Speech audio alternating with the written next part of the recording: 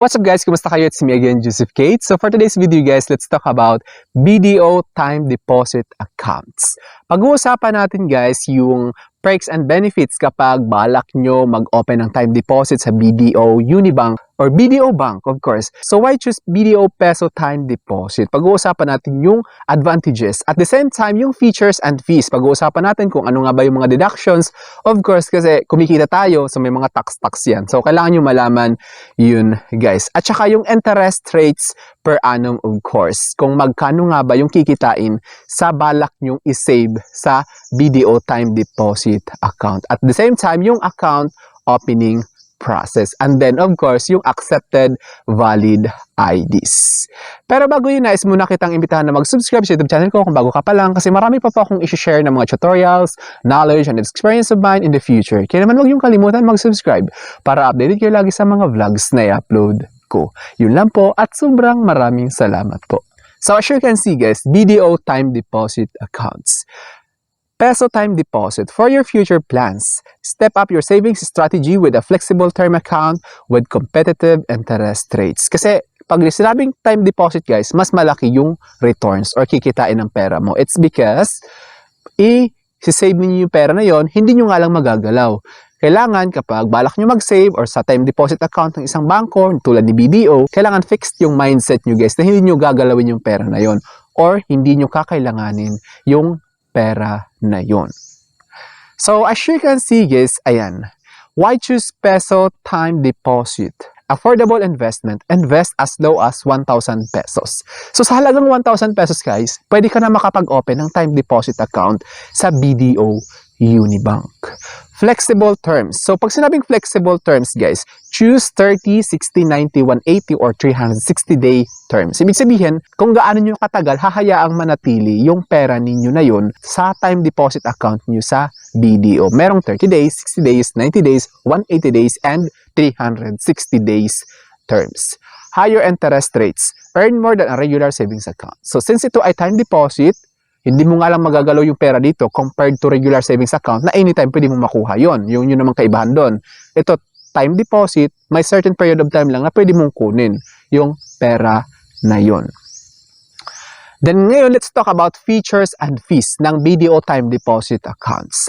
So yung minimum initial placement or paunang initial deposit, kumbaga kapag balak nyo mag-open ng account, ng time deposit account sa BDO, 1,000 pesos yun guys. Then yung terms of placement is 30 days, 60 days, 90 days, 180 days, even 360 days.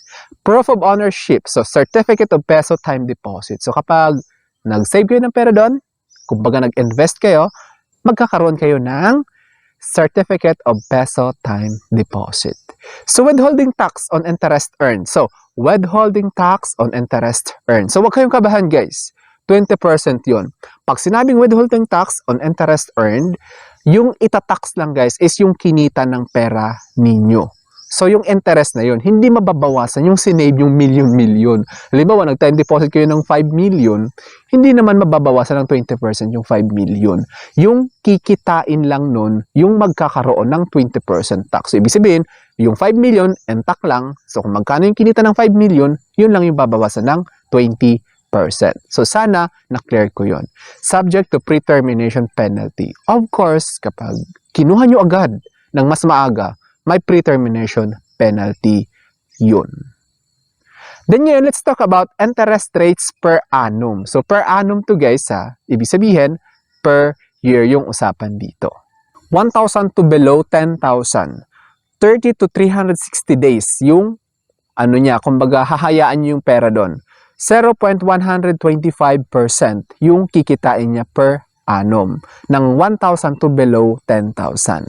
Ngayon, 10,000 to below 50,000, 30 to 60 days, yung kikitain niya is the same lang, 0.125%. Yung 50,000 to below 100,000, yung kikitain niya sa 30 days to 360 days is 0.125%. So, ano ibig sabihin nitong 30 days to 360 days? So, ma-earn nyo lang yung 0.125% na yun per annum kapag nakaabot na ng 30 days, pataas yung dineposit ninyong pera. Then ngayon, 100,000 to below 200,000, 30 to 90 days, 0.125%. Then 180 days, 360 days, 0.250%. Then 200,000 to below 500,000, 30 to 90 days, 0.125% yung kikitain. Per annum to guys 180 days to 360 days, 0.250, yung 200 to 500,000. Then yung 500,000 to below 1 million, 30 to 90 days, 0.125%. Then 180 days to 360 days is 0.250%. Then sa 1 million to below 3 million, 30 to 90 days, yung kikitain is 0.250%. Then 180 days to 360 days, 0.375%. Then yung 3 million to below 5 million, 30 to 90 days, 0.250% yung kikitain. Then 180 days to 360 days, 0.375%. Then yung 5 million to below 10 million, 30 to 90 days, 0.250% yung kikitain. Then 180 days to 360 days, 0.500%. Then 10 million to below 20 million, 30 to 90 days, 0.250%. Then 180 days to 360 days, 0.500% yung kikitain. 20 million to over, 20 million and over, 30 to 90 days, 0.250%. Then 180 to 360 days, 0.500%. So ito guys, ibigyan ko yun ng example. Halimbawa, nag-save kayo ngayon ng 5 million. So, ihahayaan nyo lang na nakadeposit yung pera na yun within 30 days to 90 days. So, 0.250% yung kikitain niya. So, like for example, nandito, 5 million, tapos, yung interest rate is 0.250%. So, yung kikitain yun guys, ng 5 million mo is 12,500 sa loob ng isang taon. Tapos, hahayaan mo yung pera na yun 30 days to 90 days. So, yun guys. Then ito, may note sila na nakalagay guys. Interest rates are indicative and are subject to change without prior notice. Ibig sabihin, pwede magbago yung rates guys nang hindi pinapaalam sa inyo.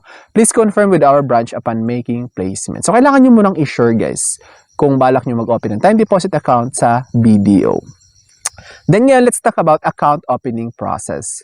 Pwede kayo pumunta sa branch guys. Ito nakalagay. Step 1 is fill out and print the account opening forms. Then pangalawa is prepare the initial deposit and valid ID. Of course, yung initial deposit at saka yung proof of identification nyo guys. Hindi mawawala yun. Yung mga IDs. Then step 3, visit the nearest BDO branch. So para sa mga nagtatanong kung ano yung accepted IDs for account opening, nandito siya. Passport with English characters, driver's license issued by LTO, Professional Regulations Commission, PRC ID, Unified Multipurpose ID or UMID, Social Security System ID, SSS ID, Philippine Identification System or yung PhilSys ID, School ID for minors, NBI clearance, PN clearance with dry seal, Philippine Postal ID, Voter's ID, Tax Identification Number or TIN ID, Barangay Certification with dry seal, then Government Service and Insurance System or GSIS ID, PhilHealth ID, Senior Citizen ID, Overseas Workers, Welfare Administration or OWA ID, Overseas Filipino Workers of FW ID, Siemens Book, Government Office and GOCC ID, example AFP, HDMF. Then 21 is certification from the National Council for the Welfare of Disabled Person. Then Person with Disability or PWD ID issued by National Council on Disability Affairs. DSWD certifications, Integrated Bar of the Philippines or IBP ID, company IDs issued by private entities registered or with supervised or regulated either by BSP or SEC or IC. Then Maritime Industry Authority Marina ID. Dito guys, may note sila. Only one valid ID is acceptable if the ID is passport, driver's license, PRC ID, UMID, SSS ID, PhilSys ID, or school ID for minors. Otherwise, please prepare at least 2 valid IDs from the list. The chosen ID must be original within their period of validity. You may be asked to submit additional documents in compliance with Bank Regulatory Commission. So kung yung ID nyo guys is passport, driver's license, PRC ID, UMID, SSS ID, PhilSys ID, or school ID, yun lang yun, pwede na yun. Iisang ID lang, pwede na yun. Pero kung wala yun, hindi ito, dalawang ID yung kakailanganin nyo. So I think that's all for now. So sana may na-share ko. Don't forget to subscribe for my videos. It's me again, Joseph Kate, that says, we don't have cash because we go for cashless transactions. Bye-bye!